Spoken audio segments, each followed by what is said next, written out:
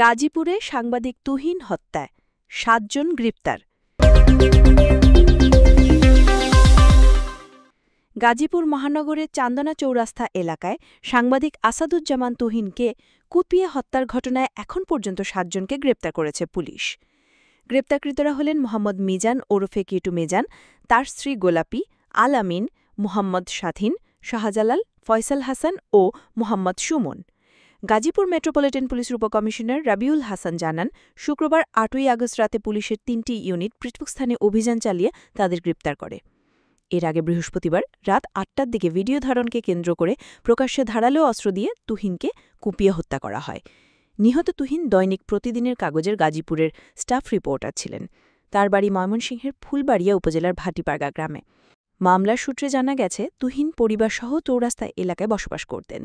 হত্যার দিন রাতে কয়েকজন দুর্বৃত্ত তাকে ধাওয়া করলে তিনি ঈদগাহ মার্কেটের একটি চায়ের দোকানে আশ্রয় নেন। সেখানে ঢুকে দুর্বৃত্তরা এলোপাথারি কোপাতে থাকে। ঘটনাস্থলেই তার মৃত্যু হয়।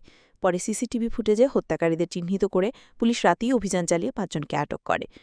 শুক্রবার রাতে অভিযান চালিয়ে বাকি ২ জনকেও গ্রেপ্তার করা হয়। ডিসি রাবিউল হাসান বলেন, সিসিটিভি ফুটেজ দেখে আসামিদের শনাক্ত করা গেছে। তারা সবাই হত্যাকাণ্ডের সঙ্গে সরাসরি জড়িত। জিজ্ঞাসাবাদে বিস্তারিত এবং হত্যার কারণ জানা যাবে। বিষয়টি পরবর্তীতে সংবাদ সম্মেলনে জানানো হবে।